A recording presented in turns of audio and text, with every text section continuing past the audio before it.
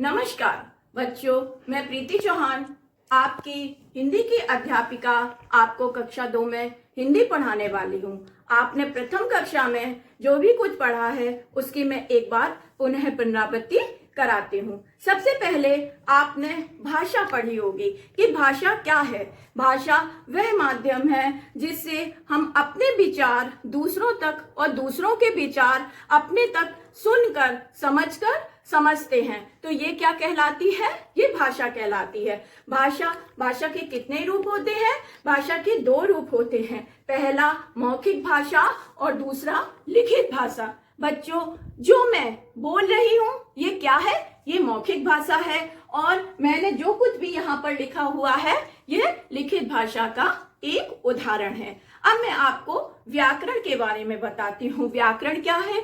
व्याकरण वह है जो हमें भाषा को शुद्ध रूप से बोलना, लिखना, पढ़ना सिखाते हैं, वह व्याकरण है। अगर व्याकरण ना हो तो हम कभी भी भाषा को शुद्ध रूप से ना तो बोल सकते हैं, ना लिख सकते हैं और ना पढ़ सकते हैं। अब मैं इसके बाद में आपको वर्णमाला आपने केजी 1 में, केजी 2 में और प्रथम कक्षा में भी पढ़ी होगी। अब आपको द्वितीय कक्षा में भी वर्णमाला पढ़नी है। वर्णमाला में 11 स्वर और 33 व्यंजन होते हैं। अब आप देखिए, ये जो कुछ भी मैंने लिखा हुआ है ये क्या है?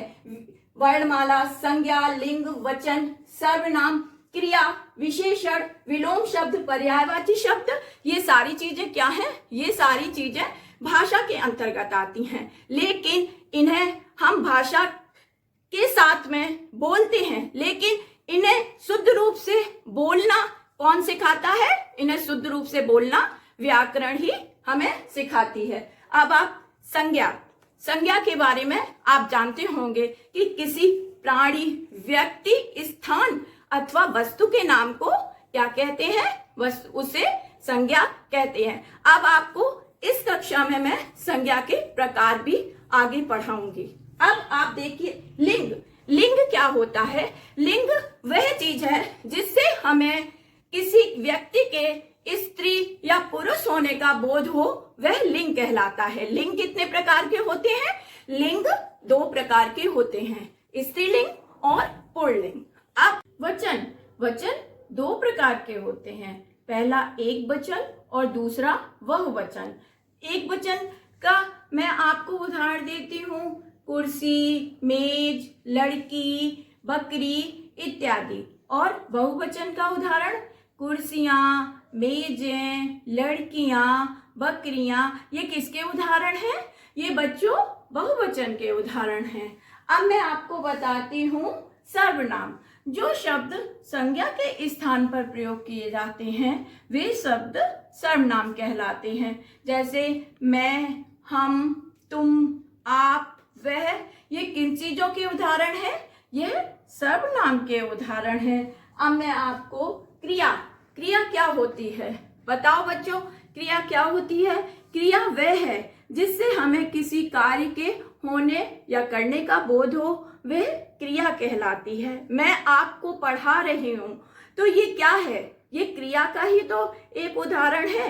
मैं अध्यापिका पढ़ा रही है, वैभवी नाच रही है, तो ये क्या है? ये क्रिया है। अब मैं आपको विशेषण, जो शब्द संज्ञा अथवा सर्वनाम की विशेषता बताते हैं वह विशेषण कहलाते हैं। जैसे कि अध्यापिका बहुत अच्छा लिखती है, तो अच्छा क्या है? ये उसकी विशेषता है।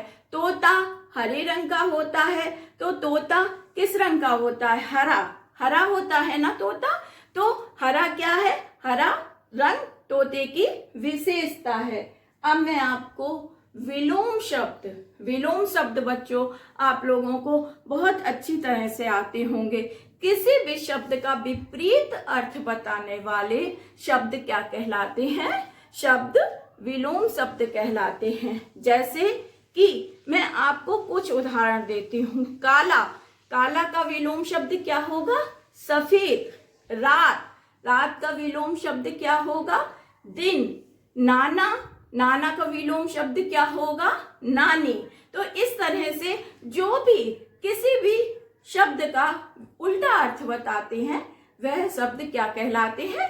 वह शब्द विलोम शब्द कहलाते हैं। पर्यायवाची, पर्यायवाची एक शब्द के अनेक अर्थ जैसे होते हैं उसे पर्यायवाची कहलाते हैं। जैसे फूल, फूल का आप देखिए सुमन, पुष्प, ये क्या है? ये इसके अन्य नाम और हैं, तो ये क्या हुए कि ये फूल के पर्यायवाची हुए।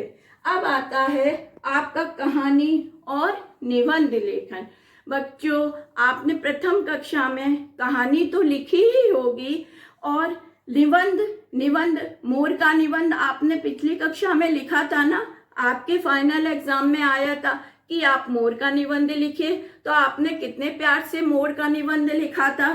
मोर के निबंध में आपने लिखा, मोर हमारा राष्ट्रीय पक्षी है, मोर के सिर पर एक कलगी होती है, मोर बहुत सुंदर नृत्य करता है। तो ये सारी चीजें क्या हैं? ये निबंध लेखन के अंतर्गत आती हैं। आपको कहानी सुनना कैसा लगता है? कहानी सुनना बहुत अच्छा लगता है ना। सभी बच्चे हैं जिन्हें सबसे ज्यादा क्या सुनने में मजा आता है? सबसे ज्यादा कहानियां सुनने में मजा आता है।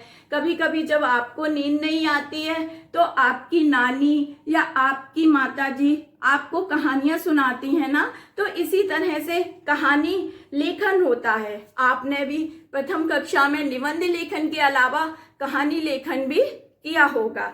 तो ये सारी चीजों की मैंने आपको पुनरावृत्ति कराई। अब मैं आपको कक्षा 2 में इन सारी चीजों को विस्तार पूर्वक पढ़ाऊंगी। धन्यवाद बच्चों।